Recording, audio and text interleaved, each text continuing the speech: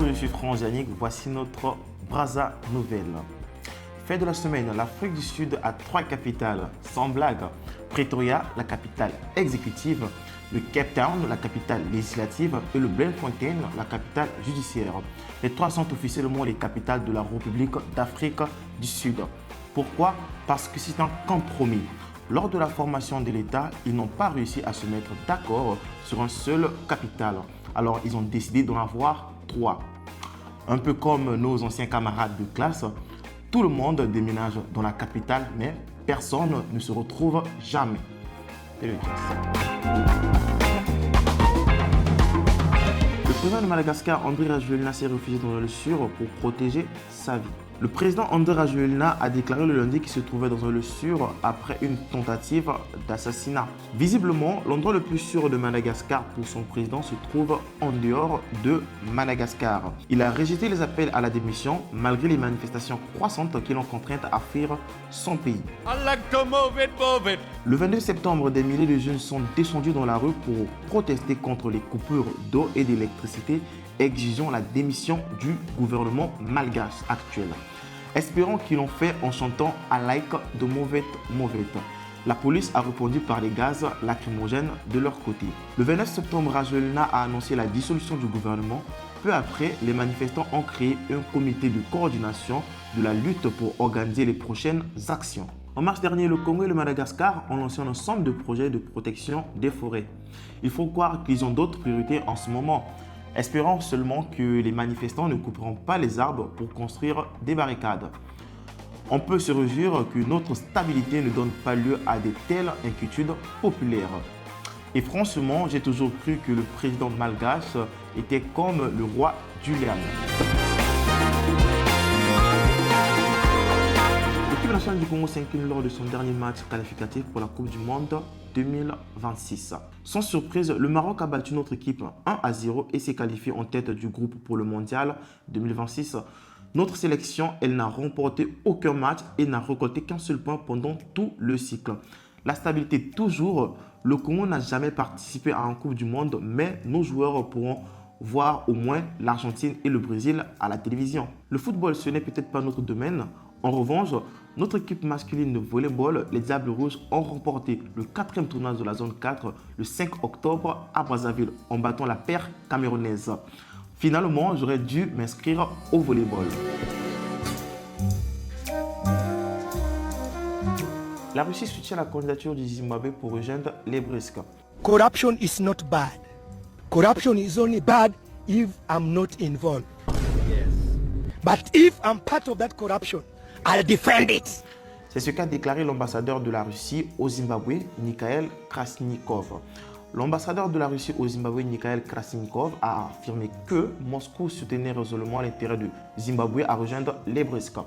Le Zimbabwe choisira lui-même sa voie en tant qu'observateur invité au prochain sommet en Inde ou futur membre d'une nouvelle banque de développement, a-t-il déclaré. Le diplomate a ajouté que la politique étrangère amicale du Zimbabwe était en accord avec les valeurs du bloc. Les BRICS, c'est un peu comme un club où l'on n'entre pas pour sa richesse, mais pour sa volonté d'offrir une alternative.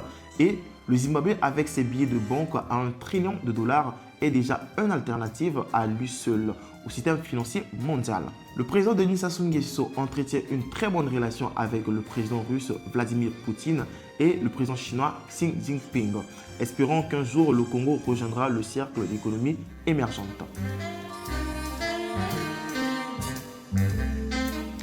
Brazzaville rend hommage à l'ancien président de l'Assemblée nationale, André Georges Mouyabi. La capitale de la République du Congo, Brazzaville, a accueilli une cérémonie officielle pour honorer la mémoire de l'ancien président de l'Assemblée nationale du Congo. En présence du président de la République, Denis Sassou Nguesso, l'événement a rassemblé des hauts fonctionnaires de l'État, des membres du gouvernement et des proches du défunt. La cérémonie, qui s'est déroulée dans une atmosphère solennelle, a souligné les contributions significatives de Mouyabi dans sa vie politique dans le pays. Dans son discours, le président de la République, Denis Sassou Nguesso, l'a honoré comme une personnalité éminente et un fidèle serviteur de la nation. dont le travail à la tête du Parlement a laissé une marque indélébile dans une histoire du Congo moderne. Le chef de l'État a salué une grande figure politique, un serviteur fidèle de la nation, dont l'action a profondément marqué la vie parlementaire. Mouyabi, membre du Parti congolais du travail, le PCT, a dirigé l'Assemblée de 2017 à 2021.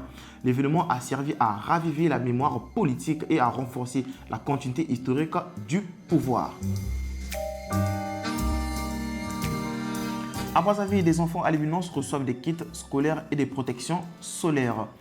Une très belle et importante nouvelle à la veille de la rentrée scolaire, un geste humanitaire de soutien aux personnes atteintes de l'albinisme a eu lieu dans la capitale. Les associations caritatives Johnny Soncel Albinos et Redonner le sourire ont organisé une action au cours de laquelle des cartables et des crèmes solaires ont été distribués. Aujourd'hui, les enfants sourient sans avoir à plisser les yeux à cause du soleil. Cette initiative répond à deux défis majeurs auxquels sont confrontés les enfants et les jeunes atteints d'albinisme: l'égalité d'accès à l'éducation et la protection de leur santé. Les cartables scolaires les aident dans leurs études et les crèmes et produits spéciaux sont nécessaires pour prévenir les effets nocifs sur leur peau et leurs yeux sensibles. La crème solaire n'est pas une simple crème, c'est une sorte de physique dans un tube. Elle protège contre les rayons UV mieux que n'importe quelle formule classique. La ville française de Reims accorde 180 000 € pour purifier l'eau à Brazzaville et déclenche un scandale politique. Le conseil municipal de Reims a voté une subvention de 180 000 € pour un projet d'accès à l'eau potable à Brazzaville, la capitale de la République du Congo. Mais cette initiative humanitaire a provoqué la colère du parti extrême droite, le Rassemblement national. En 2023, la région Île-de-France proposait déjà jusqu'à 20 000 € pour l'installation de récupération d'eau de pluie. Heureusement qu'on n'a pas demandé aux Congolais de contenter de recueillir l'eau de pluie de leur maison. Les représentants du RN ont condamné cette décision, le qualifiant de gaspillage d'argent public à l'étranger, alors que les besoins des Français ne sont pas satisfaits. Le parti a déclaré que l'aide devait être affectée avant tout à la résolution des problèmes intérieurs de la France et non à des projets internationaux. Pour ce qui est de pomper l'argent du Congo, ils soutiennent les initiatives, mais pour ce qui est de dépenser dans les projets caritatifs, ils l'interdisent bien sûr. En bref, dans cette situation, le Congo est une balle dans le jeu de deux forces opposées. Et tous ces gestes de bonne volonté ne sont qu'un moyen d'attirer l'électorat et de tirer la couverture à soi. Les uns font de la charité et les autres sauvent le budget de la France. La police de Brazzaville neutralise un gang de récidivistes vivant dans les quartiers cités des 17. Une vaste opération des forces de la DGSP baptisée Zéro Colonna a mis fin aux agissements des bébés noirs. Une bande de récidivistes qui a longtemps sémé la terreur parmi les habitants du quartier de la cité des 17. Dans la capitale, le raid a permis l'arrestation de plusieurs récidivistes connus dans des vols dans la rue et des violations de domicile. Selon des sources locales, les détenus ont été poursuivis à plusieurs reprises par le passé. Les habitants espèrent que maintenant, cette fois-ci, les bandits recevront une punition méritée et juste avec toute la rigueur de la loi. Nous pouvons pousser un soupir de soulagement. Enfin, les rues vont devenir sûres, l'a déclaré un habitant. Bien que la police n'ait pas pu retenir l'ordre, l'opération s'inscrivait déjà dans le cadre de la nouvelle stratégie de la DGSP. Les autorités affirment que la lutte contre les groupes de bébés noirs et d'autres Koulouna est passée à un niveau supérieur et que les descentes seront menées régulièrement dans la ville pour assurer la sécurité des citoyens. Denis Kristell Sassou Nguesso rencontre les hommes d'affaires russes pour renforcer la coopération industrielle et énergétique. Une réunion d'affaires s'est tenue à Brazzaville entre le ministre de la Coopération internationale, Denis Kristell Sassou Nguesso, et une délégation d'hommes d'affaires russes, conduite par Alexei Gordinov de Russal. Les entretiens visaient à renforcer les liens économiques et à trouver des domaines spécifiques de coopération bilatérale, notamment par le biais de mécanismes de partenariat public-privé. Plus récemment encore, les présidents Vladimir Poutine et Denis Sassou Nguesso se sont rencontrés en marge d'événements internationaux, soulignant que le Congo reste l'ami et partenaire fiable et prouvé de la Russie en Afrique. Les principaux domaines de discussion. Premièrement, sur la coopération industrielle. L'accent est mis sur les possibilités pour Rusal, l'un des plus grands producteurs d'aluminium au monde, d'exploiter de nouveaux gisements et de développer l'industrie en République du Congo. Plus vous avez des ressources, plus le processus diplomatique se développe. Deuxièmement, sur le secteur énergétique, les deux parties ont discuté d'un partenariat potentiel dans le secteur de l'énergie qui est essentiel au développement de projets industriels. Et pour terminer, sur les infrastructures, le ministre des Transports, de l'Aviation civile et de Marine marchande a également assisté à la réunion, manifestant ainsi son intérêt pour la coopération dans les domaines du transport et des infrastructures. Espérons que cela résoudra le problème de l'emploi au Congo-Brazzaville. Clôture du deuxième forum économique des femmes à Brazzaville. La deuxième édition du Forum économique des femmes qui s'est tenue du 6 au 8 octobre s'est achevée à l'hôtel Hilton de Brazzaville dans les Tours Jumelles. L'événement était placé sous le haut patronage de la première dame de la République du Congo, Madame Antoinette Sassou Nguesso. Il ne s'agit pas d'un forum d'hommes où l'on discute de la manière d'augmenter la production de 5%. Il s'agit d'un forum d'hommes qui précède de la manière d'augmenter la richesse familiale de 200%.